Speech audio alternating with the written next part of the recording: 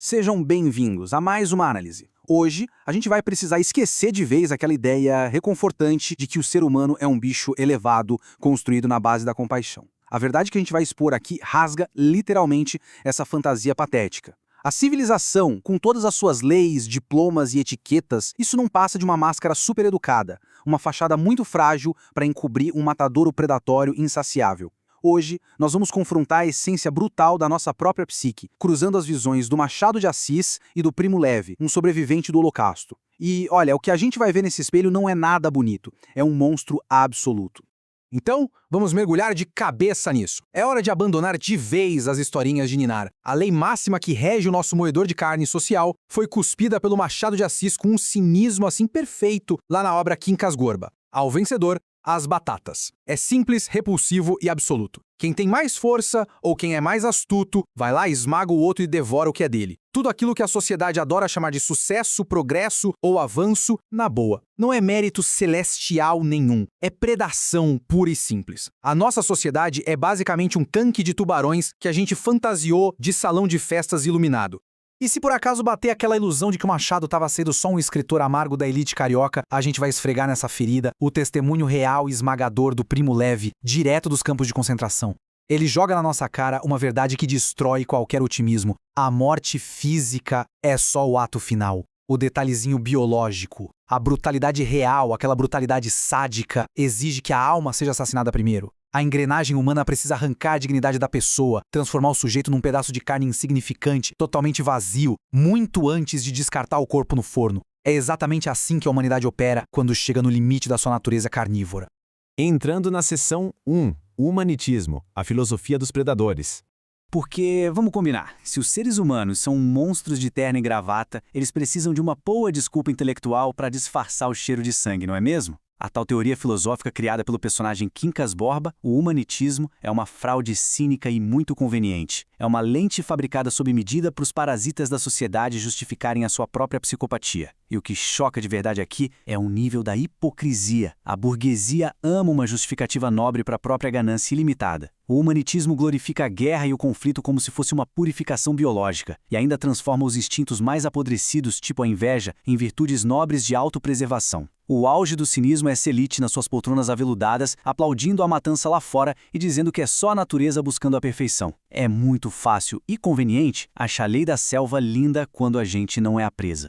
E isso ilustra brilhantemente a alegoria, aliás, bem nojenta, que o Quincas Borba usa para validar o massacre. Imagina só, 2 tribos morrendo de fome, e um campo de batatas que só tem comida para manter uma delas viva.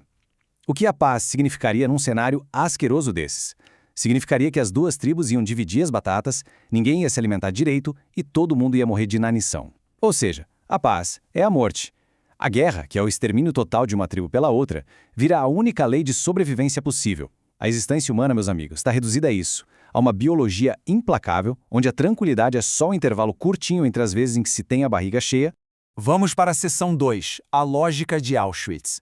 Agora, a gente vai arrancar essa narrativa da nossa zona de conforto. Chega daquela sala de jantar de ficção do século XIX. Vamos jogar essa teoria direto na lama congelante, grotesca e burocrática dos campos de extermínio nazistas da Segunda Guerra Mundial. É na história real que a teoria das batatas ganha contornos de horror absoluto e inescapável. O Levi conta a precisão cirúrgica dessa perversidade, lembrando como os guardas do campo zombavam perguntando em alemão quem ali ainda precisava de fressen. É crucial notar a diferença monstruosa dessas palavras. Essen é o ato de comer humano, sentar à mesa, com dignidade. Mas fressen é engolir comida que nem um porco no coxo, um ato puramente animal. O objetivo primário dessa máquina não era só matar os oponentes, era forçar um rebaixamento, uma degradação metódica que esmaga o homem até ele agir como um bicho raivoso, rastejante, disposto a literalmente qualquer coisa por um pedaço de pão velho.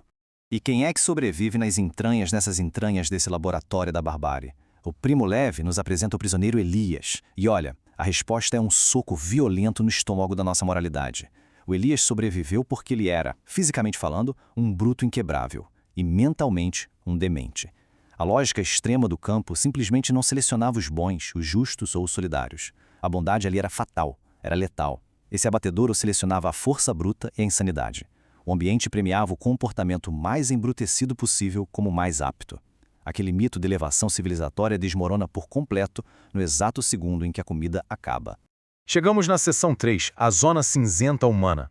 Acabou o conto de fadas fácil. A gente precisa deixar de lado, de uma vez por todas, aquele mito moralista e preguiçoso que divide a humanidade perfeitamente entre os anjos imaculados que sofrem e os demônios puros que oprimem. A realidade da natureza humana é uma lama cinza, profundamente imoral, e a gente precisa encarar esse espelho bizarro. De um lado, a gente tem a sobrevivência social do machado, trair, roubar, manipular para garantir uma herança, pisar nos mais fracos por pura ganância financeira. Do outro lado, a gente tem a sobrevivência biológica tenebrosa do Levi, a própria vítima empurrando o seu semelhante para a morte, colaborando com os carrascos só para ganhar um restinho a mais de sopa e adiar a execução. A escala muda radicalmente, claro, indo de status financeiro para o simples ar que entra nos pulmões. Mas a semente parasitária da psique humana é grotescamente a mesma. O homem devora o homem. E ponto. O Levi descreve essa teia de culpa de um jeito que é avassalador. O sobrevivente, ao respirar livre de novo, muitas vezes se sente como um verdadeiro carrasco, porque ele sabe, perfeitamente, que a sobrevivência dele implicou, em vários momentos, na morte ou na submissão de outro. Não existe inocência possível no fundo do poço.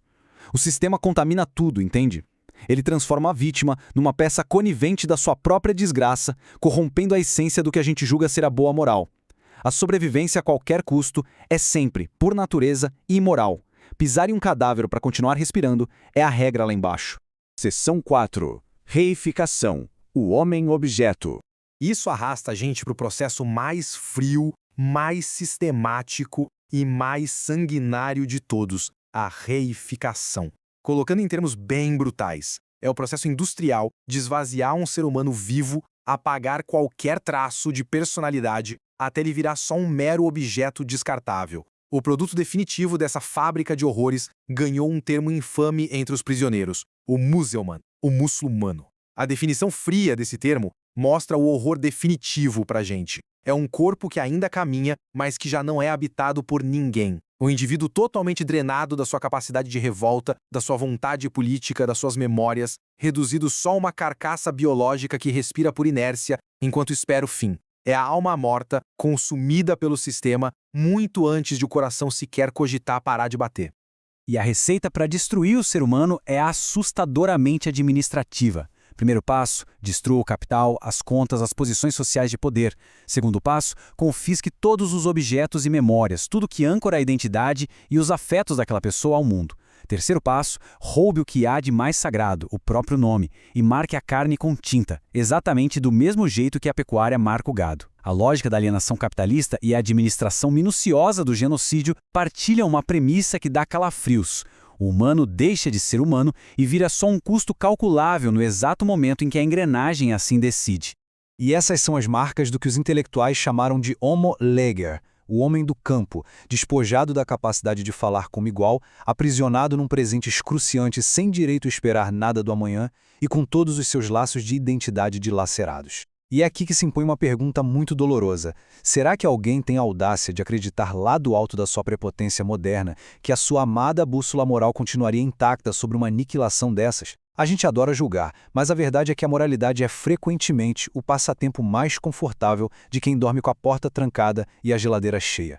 E agora, a seção 5, ao vencedor, as batatas.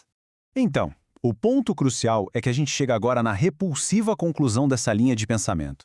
O ponto onde aquela sátira da devoração do capitalismo financeiro do século XIX bate de frente com o abismo histórico absoluto, expondo a mesmíssima raiz predatória. O relato do Primo Levi sobre o Hurbinek é de destruir qualquer um. Uma criança de 3 anos de idade, nascida no inferno de Auschwitz. Ele nunca teve um nome dado por sua mãe. Era só uma tatuagem num antebraço minúsculo. Um menino que mal sabia falar, que lutou desesperadamente para viver com as poucas forças que tinha e pereceu logo após a libertação do campo. O universo foi completamente indiferente à luta dele. A lei é clara e é cruel. A sobrevivência é para os mais fortes, ou para os mais bestiais. O Hurbinek foi massacrado pelo peso desse matador simplesmente porque ele não tinha como competir por batatas. 0. Essa é a quantidade exata, precisa, de humanidade que permanece em nós quando as finas paredes do contrato social desmoronam. Quando você tira a lei, o conforto e a ordem da equação, sabe o que sobra por baixo daqueles belos discursos de direitos e solidariedade? A nossa natureza descarnada, biológica e absurdamente voraz. O verniz derrete. E o que revela por baixo é o monstro que não pensa duas vezes antes de devorar o fraco só para garantir o próprio amanhã. E frente a todo esse sangue, a toda essa loucura indescritível, fica uma pergunta rasgando a nossa consciência.